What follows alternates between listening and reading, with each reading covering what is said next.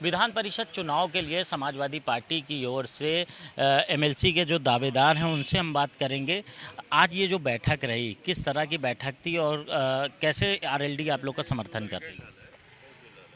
RLD के राष्ट्रीय अध्यक्ष माननीय जयंत चौधरी साहब ने उनसे हम लोग मुरादाबाद में मुलाकात किए थे। यहाँ विधानमंडल के आरएलडी के नेता बलियान साहब ने मीटिंग बुलाया था। मीटिंग बुला करके समाजवादी पार्टी के अपने सभी विधायकगण के साथ समाजवादी पार्टी के दोनों प्रत्याशियों का वोट देने का उन्होंने समर्थन दिया।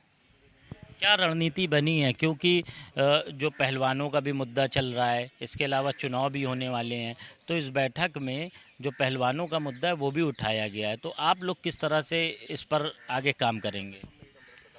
अब ये मामला जो है पहलवानों का, आज एक तरफ सांसद का उद्घाटन हो रहा है, दूसरे तरफ पहलवानों के साथ जो सलूक किया गया है वो बहुत निंदनीय है। क्या रणनीति है आगे? रणनीति आगे की ये है कि हम लोग कल वोटिंग है, पहले चुनाव कल हो जाए, इसके बाद राष्ट्रीय अध्यक्ष जी हमारे और गठबंधन के माननीय जयंत चौधरी साहब जो रणनीति होगी उसको सारे समाजवादी आरएलडी के जितने भी नेतागण कार्यकर्ता हैं उसको हम लोग फॉलो करेंगे। आप भी एमएलसी के उम्मीदवार हैं, तो आज जो बैठक हुई उसमें ये निर्णय लिया गया है लोकदल आप लोग का समर्थन करेगी, राष्ट्रीय लोकदल। तो कल चुनाव भी होना है, किस तरह से आप लोग तैयारियां कर रहे हैं? देखिए, आज सबसे पहले मैं धन्यवाद देना चाहूँगा आदरणीय जयंत चौधरी जी का और विधानमंडल दल के नेता आदरणीय राज्यपाल बलियान साहब का, कि उन्होंने अपने विधायक मंडल दल के विधायकों के साथ बैठक करके घोषणा की है हमें समर्थन देने को। उसके लिए मैं तहे दिल से धन्यवाद देता हूँ। और राष्ट्रीय अध्यक्ष माननीय अखिलेश यादव जी और प्रदेश अध्यक्ष माननीय नरेशोत्तम पटेल जी ने जिस रणनीति के तहत काम किया है और हमने लेटर के माध्यम से उनके अंतरात्मा की आवाज़ पर उनसे अपील की है और सामाजिक न्याय की आवाज़ को बुलंद करने का हमने अपील की है कि आप ये समय है यूनिटी एकता दिखाने का और जो दलित और पिछड़ों के हक और सम्मान पे हमला हो रहा है उसको बचाने का।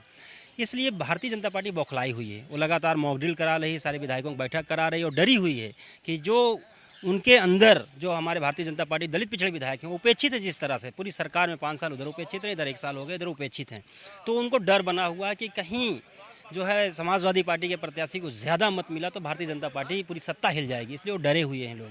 लेकिन जिस तरह विधायकों से हम लोग मुलाकात के जैसे उनका रिस्पांस है, हमें आशा ही नहीं पूर्ण विश्वास है कि वो सामाजिक न्याय की आवाज़ को बुलंद करेंगे और समाजवादी पार्टी की जो परंपरा है जो उन्होंने डाली है कि गरीब दलित पिछड़े वंचित समाज के और गरीब किसान परिवार के बेटे को उन्होंने बनाया है, दोनों आदरणीय रामजतन राजभर को और रामकरण निर्मल मुझे, तो वो उस विजन को मजबूत करेंगे, हमें पूरा आशा और उम्मीद है।